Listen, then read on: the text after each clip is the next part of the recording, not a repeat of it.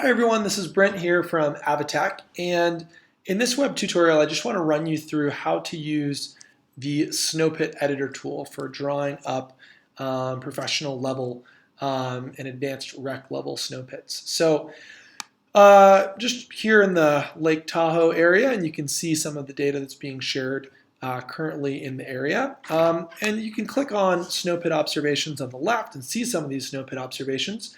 But you might also want to know, well, how do you actually do one of those Snowpit observations? So in order to do that, let's click on this button at the top of the screen, New Observation.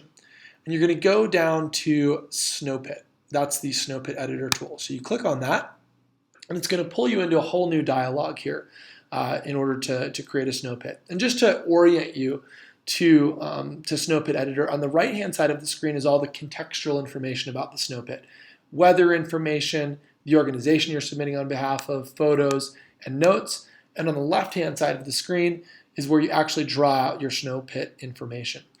So first I'll just show you that it's actually a pretty fun tool to use. So you can literally just drag and drop layers here. It's very visual. We built it kind of to make it fun, and but also just really easy and fast to use. So I'm going to just draw out a total example snow profile with a couple layers of concern. Hopefully your snow pits don't look like this, but you know, this is just an example.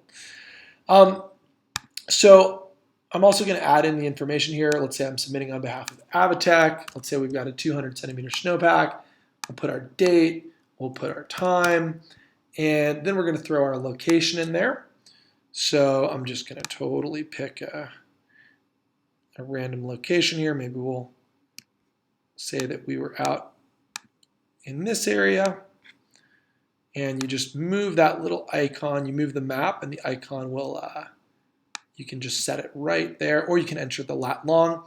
And let's say it's a little bit difficult to know exactly where you were. You can use other observations in the area to orient yourself, or you can also even look at different maps too. Mapbox imagery, for example, or any of these different kind of maps you can actually use to help you place exactly where that observation was on the map. So we'll just select that location for now, and then it's going to automatically put in a location that's pulled from the actual map data, but you can also change that after the fact if you want. You can add your slope angles, your aspects, surface grain, all kinds of information here, whatever it might be. For photos, you just click here, drag and drop photos, or you can click and choose from a file, and then you can add notes here. So let's actually go back to the Snowpit.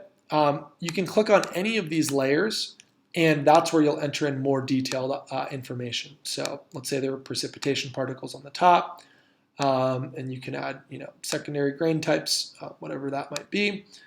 You might also want to add in grain sizes or a range, water content. I can go all the way down here and also add in grain types for some of these other layers, so some rounded grains.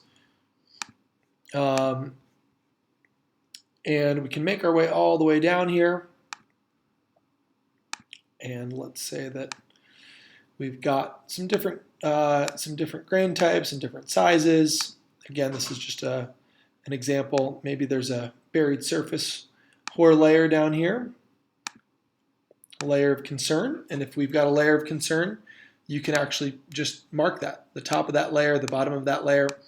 Let's say you also want to change or insert a layer. Just click on the numbers here. So if we wanted to insert a layer there, you just click that and click Insert Layer. So now we've kind of got, and I haven't filled out the entire Snowpit, but just going through this as an example. Now let's say we might want to add in a temperature profile. So to do that, click Temperature Profile. You can set your temp interval here. And then again, just like the layers, you're going to drag and drop your temp profile here. And then let's say you wanted to increase the interval. You can actually do that at any point. And then the next, let's say we wanted to do 20s down there, add the next temperature, it's going to be 20 centimeters further down. So I can click back out of that. You can also change your depths. So 0 at the surface or 150 at the surface, you can just switch that very easily. And let's say we did a snowpack test, for example. you'd click this test result button. Maybe we did an extended column test, and we noticed that we had an ECTP down at 60. It was a Q1, a sudden planar. Maybe you want to add some comments. Surface hoar layer buried 12.1, whatever it might be. And that's just going to pop out here on the left. You can also just add general comments too. Depth hoar near rocks, and maybe that's near the ground. So we can put that in there as well. And that'll just go right over here to the left. And then we might want to look at different views. You can look at yellow flags. You can look at persistent grains, IC, SSG grain coloring. You can download that profile. And then to publish it, once you're ready to publish, you just click that publish button, and you can share either with the public, just among the professional community.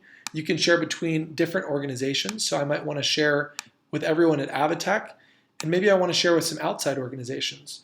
So I could search, for example, for the Sierra Avalanche Center. Maybe I just want to share specifically with them.